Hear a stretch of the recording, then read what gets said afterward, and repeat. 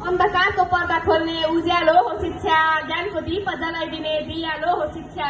शिक्षा नपाई अन्धकारमा कोही बस्नुहुन्न, मूर्ख बनी कुलतमा कोही बस्नुहुन्न, मूर्ख बनी कुलतमा कोही बस्नुहुन्न। धन्यवाद। कार्यक्रम सञ्चालक ज्यू आदरणीय यस्तोबाट सभाध्यक्ष महोदय, मञ्चमा विराजमान कार्यक्रमका प्रमुख अतिथिज्यू, विशेष अतिथिज्यू, अध्यक्षज्यूहरू, निष्पक्ष विधायक मण्डल आदरणीय गुरुवर्गहरू, प्रतिस्पर्धामा आफूलाई खरु साबित गरी विजयको माला पहिर्न तयार रहनुभएका मेरा प्रतिस्पर्धी मित्रहरू तथा यस गरिमामय कार्यक्रममा उपस्थित सम्पूर्ण महानुभावहरूमा अमरादर्श मध्य विद्यालयको कक्षा 8 मा अध्ययनरत म छात्रा प्राञ्जल पौडेलको तर्फबाट स्वीकार्नुहोस् न्यानो नमस्कार। सर्वप्रथम एउटा अत्यन्तै महत्त्वपूर्ण विषयवस्तुमा वक्तृत्व कला प्रतियोगिता आयोजना गरी मलाई पनि आफ्नो सार्वजनिक मन्तव्यहरू प्रस्तुत गर्ने सुनौलो अवसर प्रदान गर्नुभएकोमा आयोजकप्रति हार्दिक आभार प्रकट गर्दै विलम्ब नगरी आफ्ना भनाइ राख्ने अनुमति चाहन्छु। आजको वक्तृत्व कलाको विषयवस्तु रहेको छ सचेत नागरिक निर्माणमा शिक्षाको भूमिका। मानिस जन्मदा केवल एउटा सामान्य प्राणीको रूपमा जन्मिन्छ, तर उसलाई असल, सभ्य, जिम्मेवार र राष्ट्रप्रेमी नागरिक बनाउन शक्ति शिक्षासँग हुन्छ। त्यसैले शिक्षा केवल अक्षर चिन्ने माध्यम मात्र होइन, यो चेतनाको ज्योति हो, सभ्यताको आधार र समृद्ध राष्ट्र निर्माणको मूल शक्ति हो। सभा अध्यक्ष महोदय, सबैभन्दा पहिले सचेत नागरिक भनेको के हो यसको बारेमा चर्चा गरौँ। वास्तवमा सचेत नागरिक भनेको आफ्नो अधिकार र कर्तव्यप्रति जागरुक, नैतिक, अनुशासित तथा समाज र राष्ट्रप्रति जिम्मेवार व्यक्ति हो। उसले केवल आफ्नो स्वार्थ मात्र हेर्दैन, समाज र देशको हितलाई पनि उत्तिकै महत्त्व दिन्छ। सचेत नागरिकले कानुनको पालना गर्छ, शासनको पालना गर्छ, अन्यायको विरोध गर्छ, सामाजिक सद्भाव कायम राख्छ र राष्ट्र निर्माणमा सक्रिय भूमिका खेल्छ। आज एउटा राष्ट्र कति विकसित छ भन्ने कुरा केवल अग्ला भवन, चौडा सडक वा आधुनिक प्रविधिले मात्र नाप्नु हुँदैन, त्यहाँका नागरिक कति सचेत, अनुशासित र जिम्मेवार छन् भन्ने कुराले निर्धारण गर्दछ। त्यसै गरी शिक्षा भनेको मानिसको ज्ञान, सिप, नैतिकता र व्यक्तित्व विकास गराउने निरन्तर प्रक्रिया हो। स्वामी विवेकानन्दका अनुसार शिक्षा भनेको मानिसभित्र रहेको पूर्णताको अभिव्यक्ति हो भने नेल्सन मण्डेला भन्नुहुन्छ, शिक्षा सबैभन्दा शक्तिशाली हतियार हो जसले तिमी संसार बदल्न सक्छौ।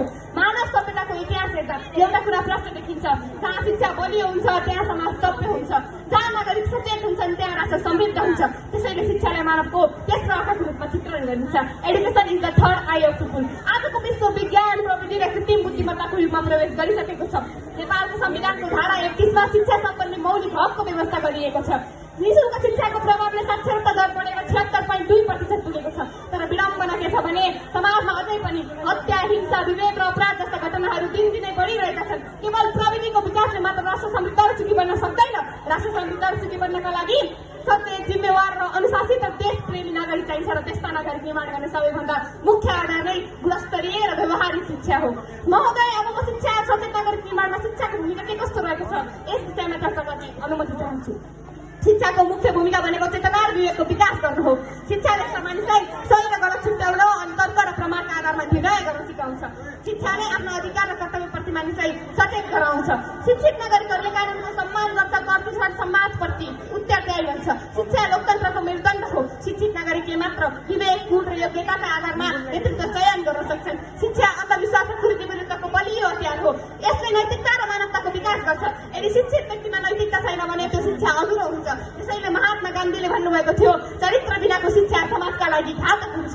शिक्षाले विभाजन होइन एकता सिकाउँछ। शिक्षाले विभाजन होइन एकता सिकाउँछ। शिक्षाले वातावरण संरक्षण प्रति सचेत बनाउँछ। अहिले विश्व जलवायु परिवर्तनको सङ्कटसँग जुझिरहेको छ।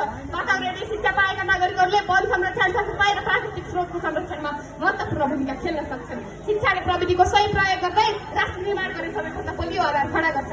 यहाँले पक्कै थाहा होला, छिमेकी देश जापान दोस्रो विश्वयुद्धपछि पूर्ण रूपमा ध्वस्त भएको थियो, तर शिक्षामा भएको लगानीले केही दशकभित्रै जापानले विश्वकै सबैभन्दा विकसित राष्ट्रमध्ये एक बनायो। महोदय, अहिले नेपाल सङ्घीय लोकतान्त्रिक गणतन्त्रमा प्रवेश गरेको छ। हाम्रो शिक्षा प्रणाली केवल प्रमाणपत्र उत्पादन गर्ने कारखाना बन्नु हुँदैन। विद्यालय र विश्वविद्यालयहरूले नैतिक शिक्षा, नागरिक शिक्षा र सामाजिक उत्तरदायित्वलाई प्राथमिकता दिनुपर्दछ। पाठ्यक्रमहरूमा नागरिक शिक्षा, नैतिक शिक्षा र सामाजिक उत्तरदायित्वलाई प्राथमिकता दिनुपर्दछ। देश परिवर्तन गर्ने शक्ति बन्दुकमा होइन, शिक्षित चेतनामा हुन्छ। एउटा शिक्षकले केवल विद्यार्थी होइन भविष्य निर्माण गरिरहेको हुन्छ भने एउटा विद्यालयले केवल पाठ पढाइरहेको हुँदैन, उसले त देशको चरित्र निर्माण गरिरहेको हुन्छ। आज हाम्रो देश नेपालले योग्य, इमान्दार, दूरदर्शी र राष्ट्रप्रेमी नागरिक खोजिरहेको छ। त्यस्तो नागरिक निर्माण गर्ने सबैभन्दा मुख्य आधार नै शिक्षा हो भने शिक्षाले मात्र व्यक्तिलाई मबाट हामीतर्फ लैजान सक्दछ।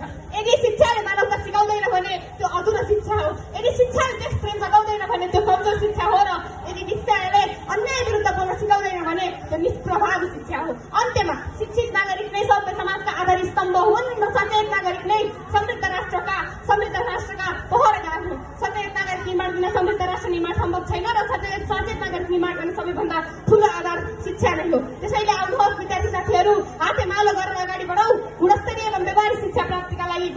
हामी वस्तु व्यक्तिगत घटनाको विकृति संख्याकोश गरौँ। धन्यवाद, नमस्कार। धन्यवाद। अमर आदर्श आवासीय माध्यमिक विद्यालयका सहभागी